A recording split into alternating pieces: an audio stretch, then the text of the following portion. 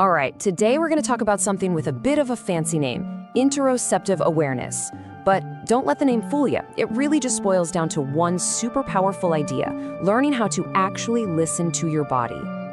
But before we get into all that, let me ask you something, and I bet you know exactly what I'm talking about. Ever hit that 2 p.m. wall? You know the feeling. The workday suddenly feels impossible, you're just staring at your screen, your brain feels foggy, and your energy just completely vanishes. Sound familiar? Well, the answer is actually pretty simple, and maybe a little surprising. It's because you're ignoring the signals your body is sending you. It's like your body is sending push notifications, but you've got them all on silent.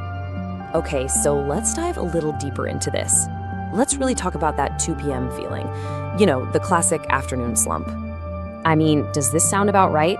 You can't concentrate to save your life. You got zero energy, you're kind of irritable, and all of a sudden that sugary snack is screaming your name. These aren't just random things happening, they're a very specific set of symptoms. And you know what's funny? Our first reaction is almost always to blame ourselves, right?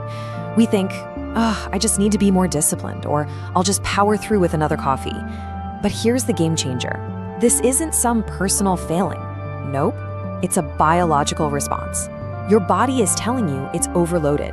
So if it's a biological response, that means it's a message, right? A signal. The big question then becomes, how the heck do we read it?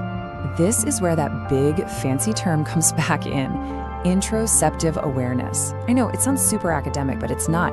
It's just the skill of paying attention to what's going on inside your body.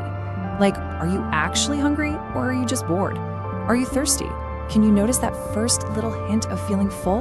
That's it. That's interoceptive awareness in action. And this points to something so fundamental. The mind-body connection isn't just some fluffy concept. It's a two-way street. If you want a sharper mind, you absolutely have to listen to your body first. They're not two separate things. Your physical energy is literally the foundation for your mental performance. Okay, that's the what. So what about the how? How do we actually do this? Well, for that, we're going to look at an incredible real-world example from one of the healthiest, longest-living groups of people on the planet. Let's talk about Okinawa's 80% rule. See, in Okinawa, Japan, they have this ancient saying, hara hachibu. It's a piece of wisdom they teach their kids from a young age. And it's so simple. It literally means eat until you're 8 parts full. Not 10 parts, not until you're stuffed, just 8 out of 10. 80%. Think about that. It's not a vague idea, it's a target. And to hit it, you have to actively listen for those really subtle cues that you're satisfied, instead of waiting for the big, obvious alarm bell that says you're completely full. And the way you do it is actually pretty simple. First, you just eat slowly. This gives your brain time to catch up with your stomach. Second, you really tune in and pay attention to those very first hints that you're not hungry anymore. And then, and this is the most important part, you just stop. You stop when you feel almost full, not when you couldn't possibly eat another bite. But why? Why does this even work? How does a simple rule about eating translate into more brain power? It kind of leads to a weird question, doesn't it? An empty stomach for a full brain? I mean, it sounds completely backward, doesn't it? We're always told food is fuel. So how on earth could eating less food make you think more clearly? How does that stop the 2 p.m. brain fog? Well, the secret is in something called cognitive offloading. Now, normally we think of that as, writing a to-do list so you don't have to remember everything. But your body does this too. See, digestion is a huge job for your body. It takes a ton of energy. And when you eat until you're 100% full, your body has to go into overdrive. It diverts all these resources, we're talking blood, oxygen, energy, away from your brain and sends them straight to your gut to deal with all that food. So just picture the difference here. On one hand, you've got the 100% system. You're stuffed, your digestive system is working like crazy, and all that energy is being pulled away from your brain. The result? Mental fog. But on the other hand, you've got the 80% system. Your body isn't strained, it's at ease, and all that precious energy, it stays available for your brain. The result? Mental clarity. You've basically just offloaded the heavy lifting from your body to free up your mind. Okay, so let's tie this all together.